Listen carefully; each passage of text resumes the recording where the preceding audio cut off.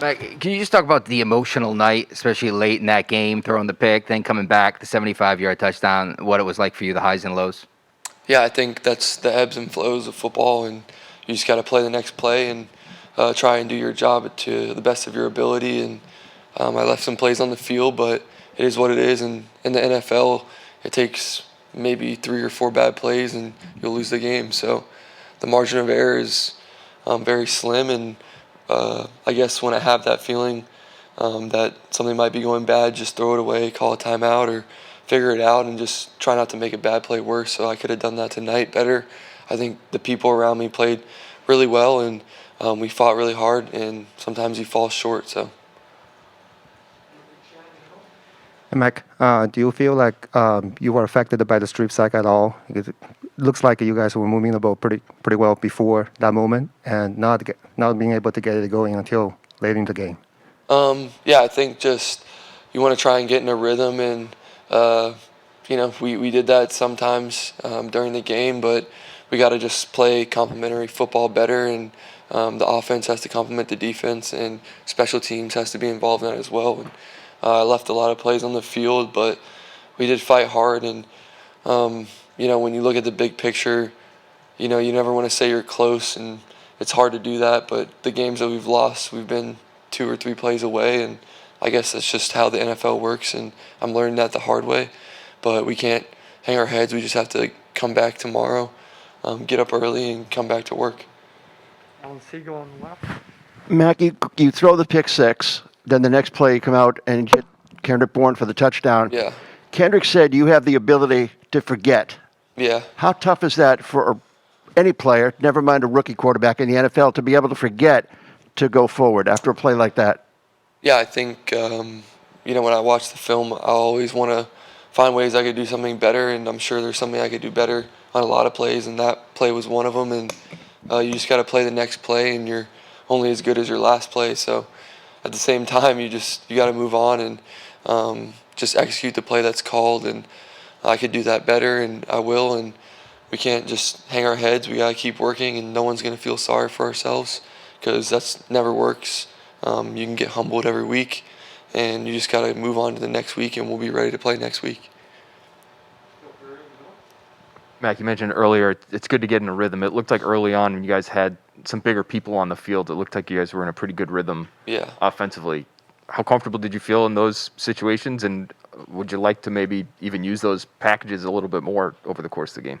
Yeah, I think that's just Josh doing a great job scheming them up, and he's a great play caller, and he puts us in good positions where our numbers are in our favor. So we just got to execute the game plan, whether it's whatever personnel we put out there, just do a good job of executing. And I think it just goes to show that it's 1 to 2 plays, or maybe a little bit more than that, that if you slip up, whatever the situation is, then you'll lose. And I think we're learning that the hard way, but we can't hang our head, and we just got to keep playing and stay positive and try not to focus on results, and just learn from every experience we have, and not feeling sorry for ourselves. So.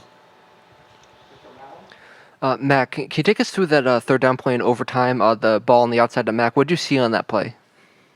Yeah, I mean, they overloaded.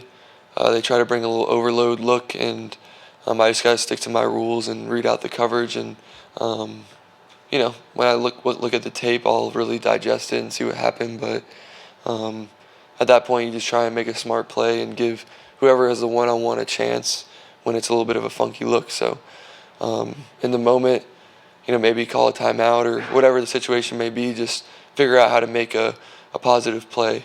And we'll look at it and watch it and make a adjustment there.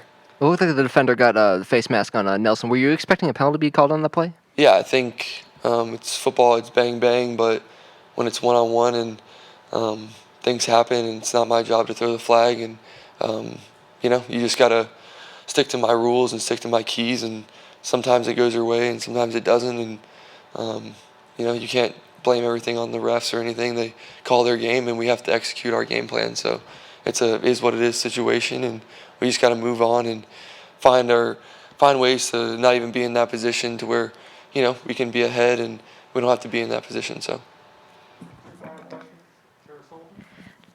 You said earlier, Mac, like you just have you call the play, you execute the play that's called. So when Josh called that play after the pick six, like, were you excited when you got the play call? Like, did it show you something that, here's the ball, go for it right away? Just walk me through a little bit, if you can, what that was like.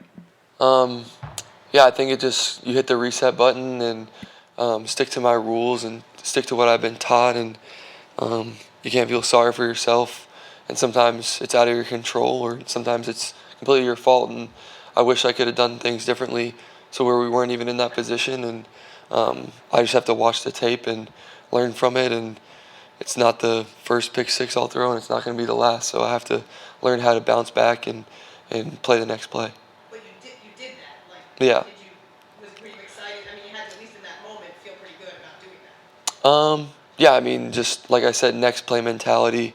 Whatever they call, I execute it and give everybody a chance to execute the play, and that's going to happen a lot more, hopefully, in my career, where you have a bad play and you come back and you make a good one. So it's not always going to be perfect, and you got to dodge the ebbs and flows and just play the next play. Last question, Mark Daniels. Mac, on the strip sack, Yeah. was that the hardest you've ever been hit in your career? And what was it like trying to just get up and compose yourself after that? No, it wasn't, and I just got to get up and jog off the field, and that's part of the game.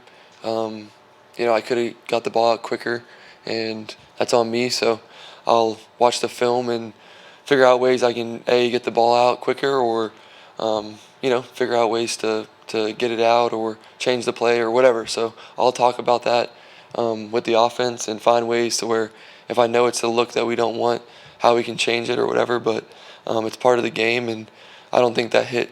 I mean, of course it hurts, but you just got to get up and play the next play. It's part of football, and that's the fun part. So, all right, thanks.